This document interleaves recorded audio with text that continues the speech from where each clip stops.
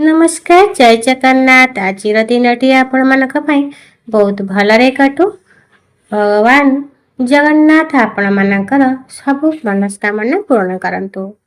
चलतु जानिबा आज केतेक टिप्स। जदि आपण स्वप्न किछि पाचिला फल देखंती तेबे आपणक घर को अचानक धन आसीबार सुयोग मिलिथाए। यह शुभ खबर मध्य आसीथाए। मंगलवार दिन जदि आपण गाईटी को मसूर डाली सहित गुड़ मिसाई खाइबाकू देंती तेले आपणकर सब प्रकार मनस्कामना पूर्ण होइथाए। यह सहित घरे धनर भंडार मध्य मिलिथाए। धोला पारा मूर्तिटी जदि आपण घरर ड्राइंग रूम रे रखुचंती तेबे यह आपणक घर पई बहुत शुभ होइथाए। झिटिपिटी मस्तक जदि पड़े ताले बहुत भविष्यत आपणकर धन मिलिबार संकेत। पिठी पड़े ऐश्वर्य लाभ हुए। डाण हाथ जदि पड़े एवं गोड़े ताहले अनेक शुभ मिलिथाए। किंतु बाम हाथ कि गोड़े जदि आपणकर पड़ी थाए ताले अशुभ खबर मिलिथाए कि अशुभ होइथाए।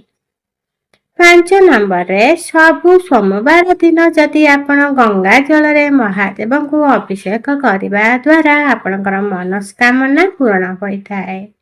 6 नंबर रे जदि पुत्र और कन्याकर विवाह होई पारु नहीं, सब बळे लेट होउची, तेबे 13 दिन पर्यंत असुस्थ गछ मूल रे आपण पानी देबे जदि शुभ फल मिलिथाए।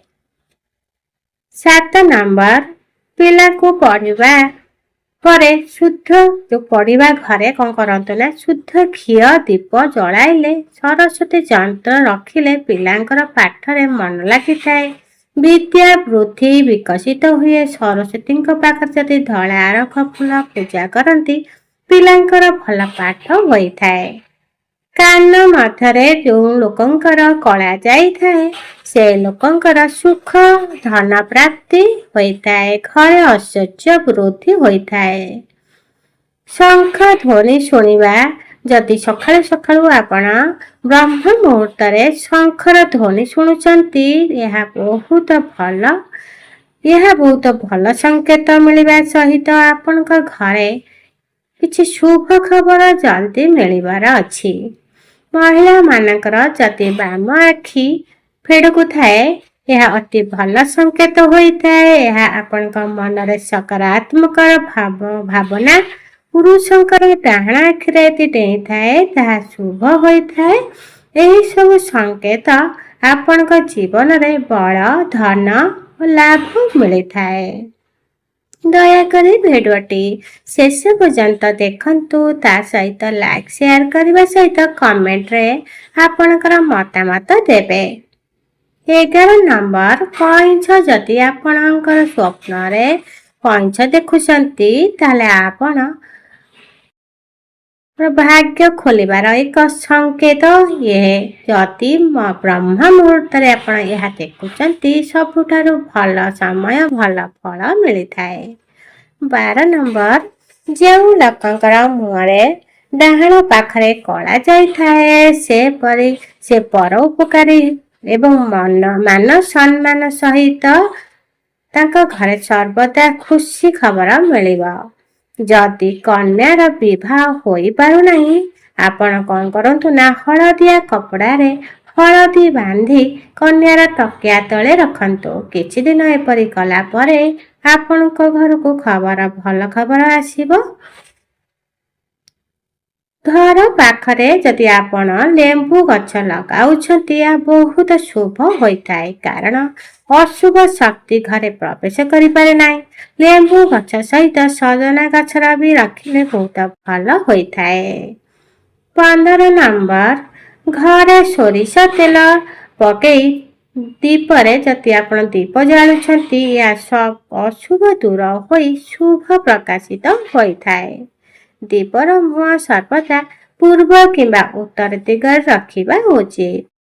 16 नंबर जदि आपण कलश पानी को दुबरे सबुआड़े बुड़ाई छिंचती घर सबु घरे तेबे आपणक घरे थिबा छोट छोट पिलांकर बुद्धिर विकास होइथाए। सबु घरे करिबा द्वारा यह भगवान गणेशकर प्रिय ଧୁବ ହୋଇଥାଏ। ସେଥିପାଇଁ ପିଲାଙ୍କ ଉପରେ ଗଣେଶଙ୍କର କୃପା ସବୁବେଳେ ରହିଥାଏ। ଆପଣ ଯଦି ସକାଳୁ ଉଠି ଗଣେଶଙ୍କ ଉପରେ ନାଲି ରଙ୍ଗର ଫୁଲ ଯଦି ଦଉଛନ୍ତି, ତାକୁ ନାଲି ରଙ୍ଗର ଫୁଲ ଦେଇ ପୂଜା କରୁଛନ୍ତି, ତାହେଲେ ଘରର କରିବାର ମନସ୍କାମନା ପୂରଣ ହୋଇଥାଏ। ଯେତେବେଳେ ଘର କରିବା ପାଇଁ ସମସ୍ତଙ୍କର ଇଚ୍ଛା ଥାଏ, ତାହେଲେ ଏହା କରନ୍ତୁ, ଆପଣଙ୍କର ମନସ୍କାମନା ପୂରଣ ହେବ। 18 ନମ୍ବରରେ ସୂର୍ଯ୍ୟକୁ ଅର୍ଘ୍ୟ ଦେଲା ବେଳେ ସେହି ସମୟରେ ଜଳରେ ଅଳ୍ପ ସିନ୍ଦୁର ଦେଲେ ଅତ୍ୟନ୍ତ ଶୁଭ ହୋଇଥାଏ। ଘରେ ସୁଖ, ଶାନ୍ତି, ସମୃଦ୍ଧି ମଧ୍ୟ ବଢ଼ିଥାଏ। 19 ନମ୍ବର, ଯଦି ଲୋକ ବାମ ପଟ କହୁଣି ତଳେ କୌଣସି ଲୋକଙ୍କର କଳା ଯାଇଥାଏ, ସେ ବହୁ ଭାଷୀ ହୁଅନ୍ତି ଏବଂ ସୁଖ ଭୋଗ କରନ୍ତି। ଧନ ପ୍ରାପ୍ତି ସେମାନଙ୍କୁ ମିଳିଥାଏ। 20 ନମ୍ବର, ଭଙ୍ଗା ପାନିଆରେ କେବେ ବି ମୁଣ୍ଡ କୁଣ୍ଡାନ୍ତୁ ନାହିଁ। ଏହା ବାସ୍ତୁ ଶାସ୍ତ୍ରରେ ମନା ଅଛି। ଏହା କହିବା ଦ୍ୱାରା ଲକ୍ଷ୍ମୀ ଛଡ଼ା ହୋଇଥାନ୍ତି। ରାତିରେ ଶୋଇଲା ବେଳେ ଯଦି ଆପଣ ସ୍ୱପ୍ନରେ ଗୋଟେ କୁମ୍ଭାର ହାଣ୍ଡି ଗଢ଼ିବା ବା ମାଟିକି ଚକୁଡ଼ିକି ହାଣ୍ଡି କରିବାର ଏମିତି ସ୍ୱପ୍ନ ଦେଖୁଛନ୍ତି, ତେବେ ଆପଣଙ୍କର କିଛି ଦିନରେ ଦେଖିବେ ଆପଣଙ୍କ ଘରେ ଧନର ବୃଦ୍ଧି ହେବ। ଏହି ସ୍ୱପ୍ନ ଆପଣଙ୍କ ପାଇଁ ଧନ ବୃଦ୍ଧି ଆଣିବାର ଏକ ସୁଯୋଗ ଆଣିଦେବ। 23 ନମ୍ବରରେ ଜୀବନରେ ଗୋଟିଏ କଥା ସର୍ବଦା ମନେ ରଖନ୍ତୁ, କିଏ କିଛି ବି କହୁ ନିଜେ ନିଜକୁ ଶାନ୍ତି କରି ରଖନ୍ତୁ। ନିଜକୁ ଠିକ୍ ଯଦି ହେଇଥିବେ, ତାହେଲେ କେବେ ବି କାହା କଥା ଶୁଣି ନିଜକୁ ଅଶାନ୍ତି କରନ୍ତୁ ନାହିଁ। କାହିଁକି ନା ଟାଣ ହେଉ ନା କାହିଁକି ସମୁଦ୍ରକୁ କେବେ ଶୁଖେଇ କୌଣସି ଲୋକ ପାରେ ନାହିଁ, କି କେହି ବି ପାରନ୍ତି ନାହିଁ। ସବୁବେଳେ କଥା କହିଲା ବେଳେ ଧୀର, ନମ୍ର, ଭଦ୍ର ଭାବରେ କଥା କରିବା ଉଚିତ। 24 ନମ୍ବର, ଜୀବନରେ ଗୋଟିଏ କଥା ସର୍ବଦା ମନେ ରଖନ୍ତୁ, କିଏ କିଛି ବି କହୁ ନିଜେ ନିଜକୁ ଶାନ୍ତ ରଖନ୍ତୁ। ନମସ୍କାର। ଆଜିର ଏହି ଭିଡ଼ିଓଟି ଆପଣଙ୍କୁ ଯଦି ଭଲ ଲାଗିଥିବ, ଦୟାକରି ଭିଡ଼ିଓରେ ଲାଇକ୍ ସେୟାର କରିବା ସହିତ ଆପଣଙ୍କର କମେଣ୍ଟରେ ଆପଣ ଯାହା ମତାମତ ଅଛି ଏହି କମେଣ୍ଟରେ ଦୟାକରି ଦେବେ। ତା ସହିତ ଏହି ହାଇ ପଏଣ୍ଟଟି ଆପଣ ଦେବେ ଏବଂ ଯଦି ଚ୍ୟାନେଲକୁ ସବସ୍କ୍ରାଇବ୍ କରିନଥିବେ, ଦୟାକରି ଚ୍ୟାନେଲକୁ ସବସ୍କ୍ରାଇବ୍ କରିବେ। ଆଜିର ଦିନଟି ଆପଣଙ୍କ ପାଇଁ ବହୁତ ଶୁଭମୟ ହେଉ। ଜୟ ଜଗନ୍ନାଥ।